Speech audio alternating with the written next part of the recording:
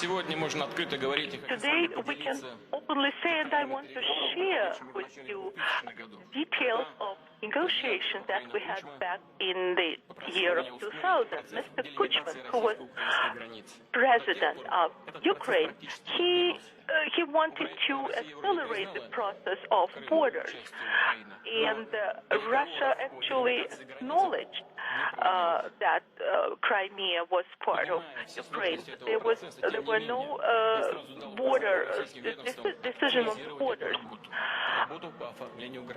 And then we started working on the borders.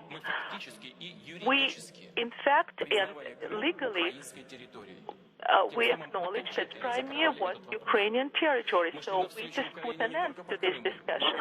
We decided everything in favor of Ukraine, actually with regards to the Azov Sea,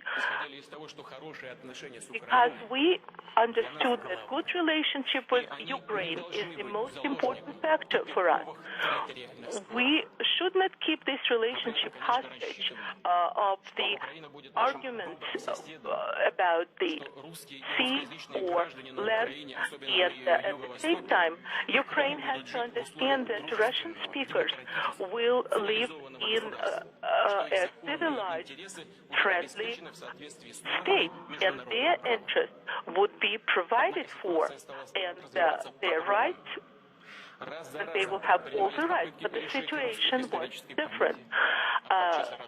We just feel that Russians were deprived of their historical memory, of their native language, and Russians, as well as other citizens of Ukraine, were suffering from permanent crisis in Ukraine that has been going on for over 20 years. We don't understand why people wanted changes in Ukraine. Authorities, how to put it, just got to them. Presidents kept being changed. Presidents kept being changed, prime ministers, deputies, but the relationship of these people, to their country, did not change. They were milking and milking the country. And the cash flow, everything was stopped by the authorities. The authorities were not interested in how people live, how millions of Ukrainians, citizens of Ukraine, have to leave the country and go to make a living to other countries. It's not that they went to a Silicon Valley. They went to toil as slaves. Over 3 million people worked outside of the country, and in 2013, over $20 million were earned by Ukrainians. I want to repeat that I do understand very well. I do understand the people who took to the streets, went to Maidan, and they were against corruption. I do understand them. They have the right to their peaceful process, peaceful elections, peaceful democratic procedures. They do exist to change power. That doesn't work for people anymore. But what happened in Ukraine recently, people wanted to oust again. They would not want to step at anything. They used terror, killings, murders, pogroms, and the people who headed it, anti-Semites, Russophobes, Nazis, even today, up to date, they are the ones who organize life in Ukraine. The same, I could say a few words about the linguistic policy. I would say that foreign sponsors of these politicians, curators of the authorities, they stopped them. Because they are smart, we have to understand that, and they also understand what will happen if those ethnic ideas take place. So the legislation was put aside. but it's kept in store. But the fact that it exists, everybody wants to keep silent about it because they hope that people forget it. But still, everybody understands what exactly the Ukrainian ideal heirs of Bandera, who aided and abetted Hitler during the Second World War, what they're going to do. I do understand that there is no executive power in Ukraine. There is no one to talk to. A lot of government agencies are usurped by the people I mentioned above, and they do not control anything and themselves. And I want to emphasize that they are controlled by radicalists, and sometimes one cannot even get to the ministers or officials. You have to get a permission from the combatants from Maidan. They started with repressions, they started with punishment, and the first one to be punished was Crimea. That is why citizens of Sevastopol and Crimea asked Russia to protect their lives and not to allow the events that happened in Kharkov and Kiev happen there. And it's quite understandable that we could not be deaf, turn deaf ear to their request. We could not leave we couldn't leave them alone. We had to respond. And first and foremost, it was necessary to create circumstances for freedom of expression, that the Crimean population could, first time in history, could determine their fate. So, but what do we hear from people, in our colleagues in Europe? They keep telling us that we violate standards of international law. Well, that's good that they remember that international law does exist. It's good to remember that.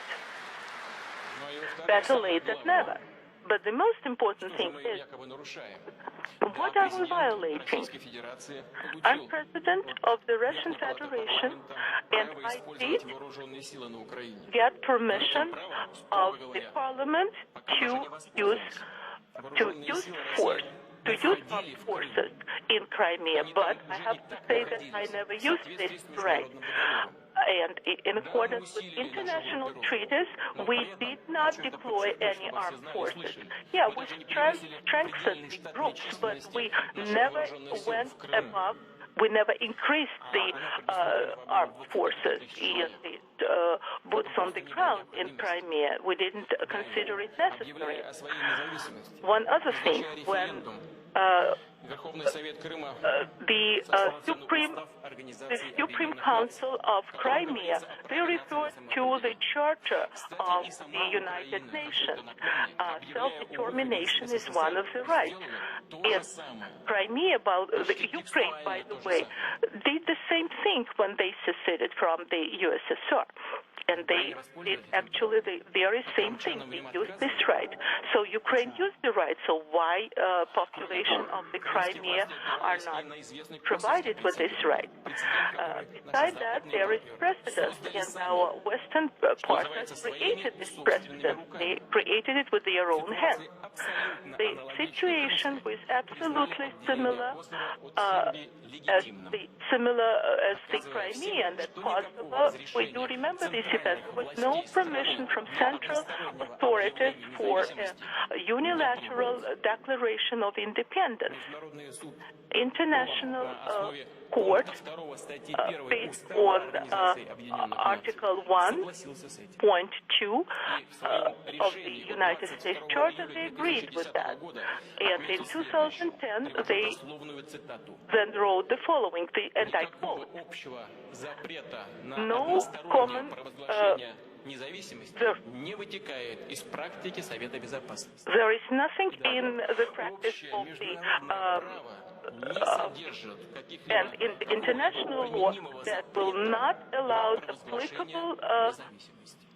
applicable rules not to allow to declare independence. It's very clear. I don't like to use quotes, but still I can't help myself here. There is one more essential document that I would like to quote, that the memorandum issued in the United States on April 17, 2009, that was submitted to international court with regard to Kosovo. Declaration of independence may, and it happens a lot, violate domestic legislation, but it doesn't mean that there is that it can be considered as violation of international law. End of quote. So that's what they wrote, and now they are upset. And all the actions that were undertaken by the population of Crimea